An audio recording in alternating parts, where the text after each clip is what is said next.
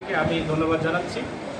আর আমি খুবই অভিভূত আল জাহিদ ইসলামী মাদ্রাসার যারা এখানে এই কাজের সাথে যারা সম্পৃক্ত হয়েছে তাদেরকে আমি ধন্যবাদ জানাচ্ছি এবং ভবিষ্যতে তারা যাতে এই কাজগুলো যাতে আরও বাচ্চাদেরকে উৎসাহ দেয়, পড়ালেখার পাশাপাশি তারা যাতে এই ধরনের কর্মকাণ্ডে যত সৃজনশীল কর্মকাণ্ডে বাচ্চাদেরকে সম্পৃক্ত করবে তত তারা মেধায় দক্ষতায় তারা আরও তাদের দক্ষতা শানিত হবে। শুধু লেখাপড়া দিয়ে তো আসলে এই যুগে অনেক কিছু করা সম্ভব হয় না। লেখাপড়ার পাশাপাশি যদি আমরা আমাদের দেশীয় ফল, পুষ্টি, আমাদের যে খেলাধুলা এইগুলোর প্রতি যদি আমরা বাচ্চাদেরকে আকৃষ্ট করতে পারি, বাচ্চারা তাদের বিষয় সচেতন হবে এবং ভবিষ্যৎ জাতি গঠনে তারা একটা ভূমিকা রাখতে পারবে। এখানে আমি যতগুলো ফল দেখছি সবগুলাই অধিকাংশ ফলই দেশি ফল এবং এই দেশি ফল সাধারণত সচরাচর চোখে পড়ে না।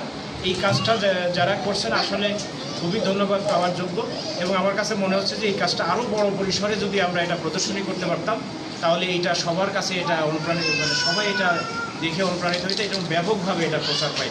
এ বলে আমার সবাইকে আন্তরিক ধন্যবাদ জানিয়ে আমার কথা শেষ করছি। সবাইকে ধন্যবাদ। আসসালামু আলাইকুম।